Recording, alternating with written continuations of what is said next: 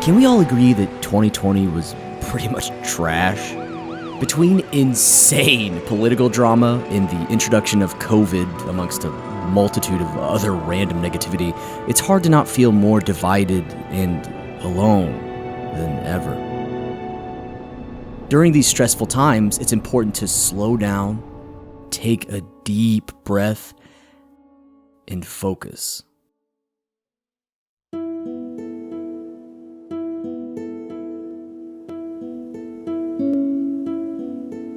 That's why we're starting this year of Nitpicking off with a look at 3 different calming, introspective titles to help you relax and maybe take a bit of the edge off. Better yet, all made by the same developer. Flow is the first in a trio of titles Sony contracted that game company to create way back on the PlayStation 3. And yes, that game company is their actual name.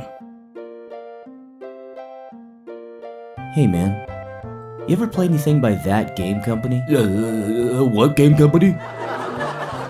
You've just been treated to another of Nitpick's unfunny cutaways! Similar to Feeding Frenzy, of all things, Flow's objective is to battle and eat other organisms to grow larger and become an apex predator of the sea. Well, at least I'm gonna assume it's the sea.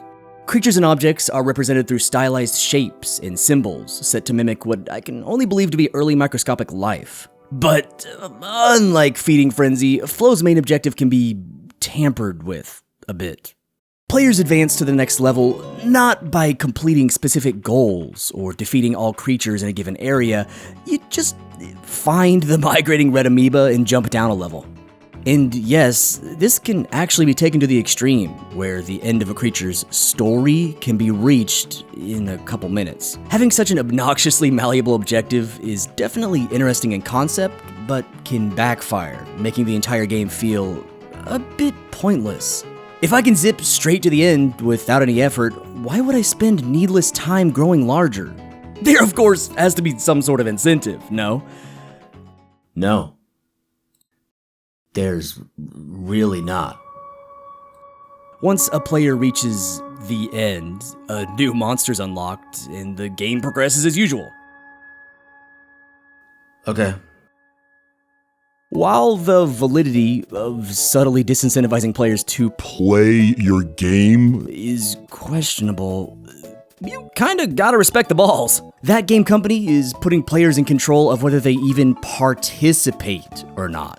Normally, I would critique this approach into the ground, but it serves this video's purpose quite well. From the quiet and beautiful backing track, highlighting notes that sound off as players perform actions, simplistic visual spectacle, and stripped-down gameplay, Flow can be consumed at your leisure. Just don't expect any satisfying in-game rewards for going out of your way. Flow employs a unique control method, which may in itself be enough to coax some into playing. While the typical top-down title would tackle movement through a joystick, Flow opts for a slight tilting of the controller instead. This was done to highlight what was called the 6-axis feature of the PlayStation 3, back when Microsoft and Sony had an obsession with attempting to ape the Wii. The good old days. Movement works well enough, but seems to become a bit imprecise when action gets heated. Each creature has their own unique movement pattern and special ability. These range from dashing to poison cloaking and spinning. Not all life forms are created equal. There's something inherently satisfying about Flow's visual progression, though. Seeing a large boss monster and saying, "Dang, boy, he thick, boy. That's a thick boy." Then eventually dwarfing said boss monster brings an inherent satisfaction. That's why it's unfortunate many creatures, while playing differently, feature similar designs. It's not exactly riveting to finish the story of one, then immediately unlock another that looks nearly identical. Reminds me of the multiple Koopaling unlocks in Mario Kart 8. 1/3 of the entire roster is made up of Koopas. I'm not kidding. There's 30 playable characters. Oh boy. Yeah, we gotta talk about this. Visual noise is king in Flow. All too often, loads of enemies or items flood the screen, making finding even the exits difficult. Thankfully, dying merely leads players back to the previous floor, where health regenerative items usually lie. Since Flow is the shortest and simplest title on display here, I'd like to take some time to discuss that game company's gaming philosophy. Designing titles around feeling over everything else. While other companies set out by starting with a story or gameplay goal, a player's emotional response is valued above all. Well, I highly doubt that boredom was the feeling that game company wanted to evoke with Flow. Probably more like wonder or discovery, but the game doesn't have quite enough variety for me as a player to feel those emotions. While pleasant to look at, Flow feels more like a relaxing, fun tech demo for the 6-axis controller than a full-fledged indie game. But as an entry title for that game company, it was a great way to feel out their style and draw inspiration for the 2 games that followed.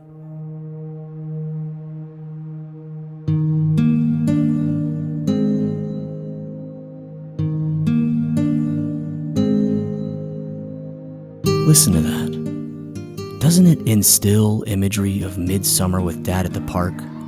Just enjoying the playground and living carefree. Until you realize you don't have a father who ever did those things with you. Sorry.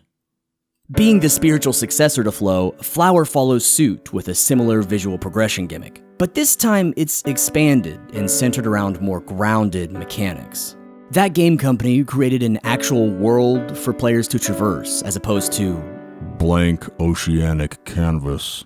Instead of consuming to grow, the magical player-controlled petal collects a small token from each glowing flower that it blooms, getting longer and more magnificent. This has an effect on the environment as well, with specific plant groups bringing life to their designated surroundings. There are even more visual rewards for players who collect the 3 secret flowers in each stage, which are never overly difficult to find. Flower has a unique emphasis on color. An in-joke of the 7th console generation was the land of gray. So many AAA titles had a limited color palette that Flower almost feels like a mockery of its contemporaries. Movement is facilitated once again through the PlayStation 3's 6-axis feature, but with the camera having a third-person over-the-shoulder implementation instead of operating on a simple 2D plane, it's much more engaging.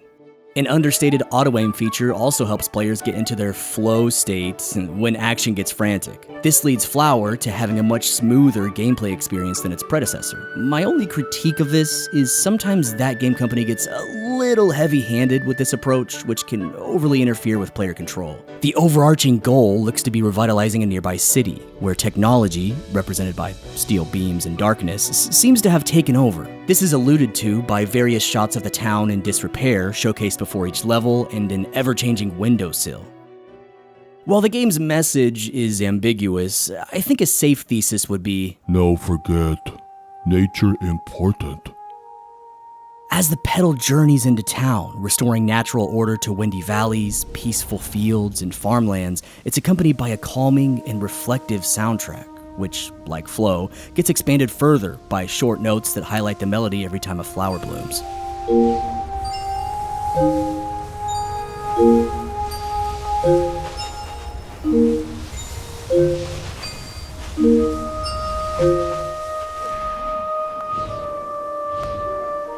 I don't know what else to say about this game, man. It's magical and soothing. I usually come back to play it once a year. And while it does sometimes break immersion with invisible walls, a stuck camera, or random progress-halting geometry, meaningless blemishes on an excellent product.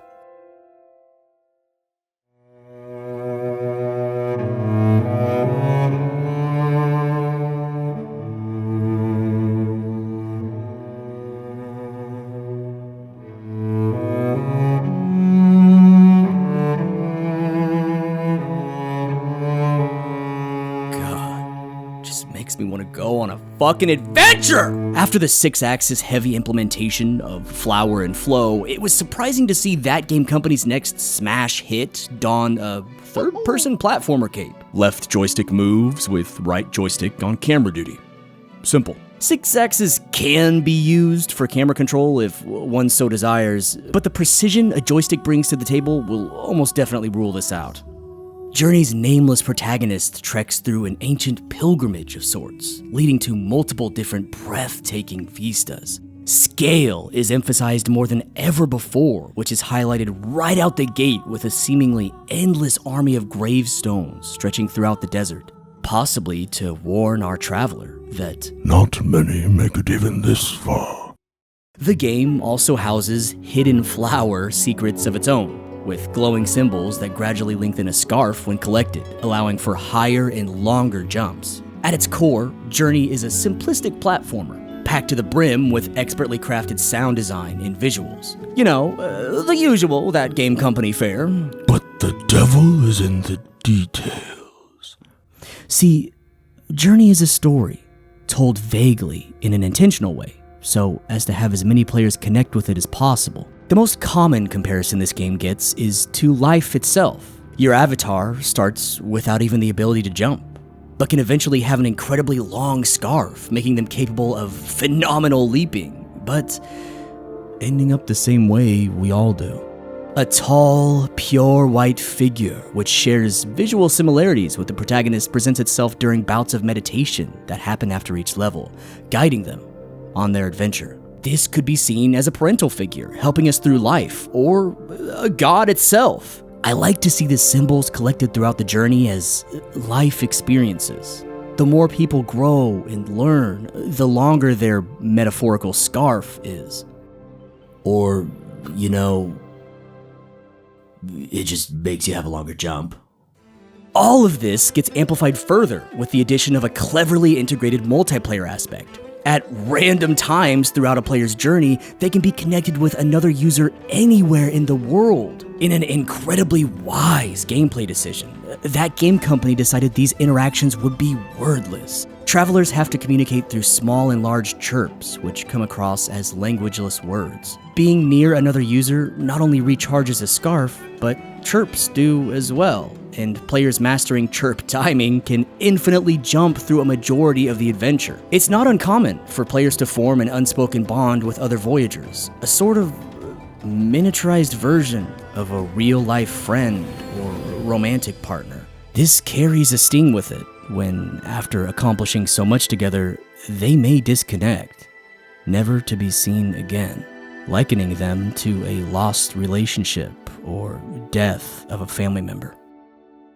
All of this may seem ridiculous. This is just a video game, you say. Well, is it just a video game? One worrying aspect of all this is what happens when no one's playing Journey anymore? Is there an AI contingency plan in place so future pilgrims can have some sort of meaningful interaction? Or will this crucial gameplay facet just disappear? What I can say is, experience Journey, while it still has some semblance of an online community. Lest you be a forgotten and lonely traveler.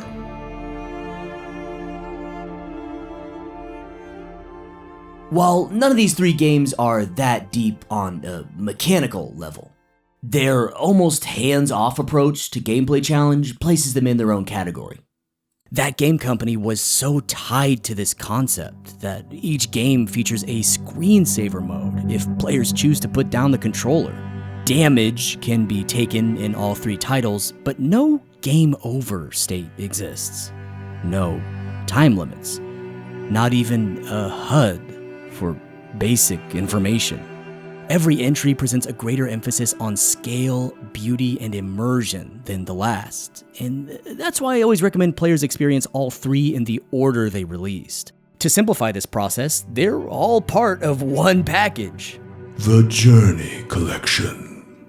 It's available for PlayStation 3, 4, 5, and PC. And yes, 6-axis controls still work on a PS5 controller. I was surprised by that one. Listen, we all need a break from time to time. So why not get enveloped in a few titles specifically designed for that? Now, if you'll excuse me, I have some soul searching to do.